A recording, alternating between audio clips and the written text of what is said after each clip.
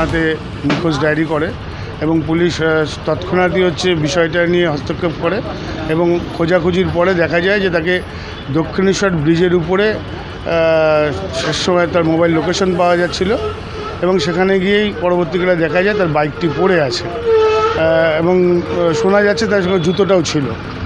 এখন তারপরে পুলিশ যথেষ্টভাবে চেষ্টা করে এবং আমাদের পাড়া প্রতিবেশী তাও রাজুর বন্ধুবান্ধবরা অক্লান্ত পরিশ্রম করে তাকে খুঁজে পাওয়ার জন্য, কিন্তু সমস্ত খোঁজাখুঁজি ব্যর্থ হয়।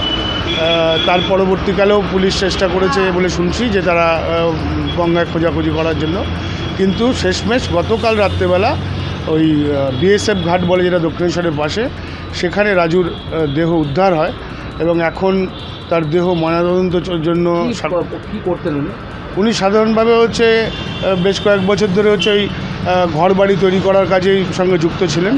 গঙ্গা থেকে বালি ব্রিজের ওপর থেকে গঙ্গায় ঝাঁপ দিয়েছে বলে জানা যায় প্রশাসনিক সূত্রে।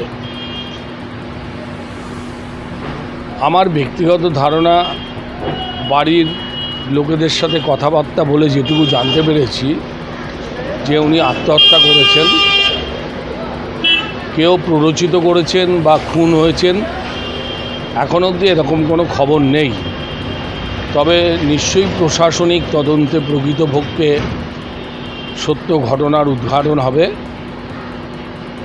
যদি উদ্দেশ্য প্রণোদিতভাবে খুন করা হয় বা কেউ প্ররোচিত করে, তবে তার দৃষ্টান্তমূলক নিশ্চয়ই শাস্তি হবে।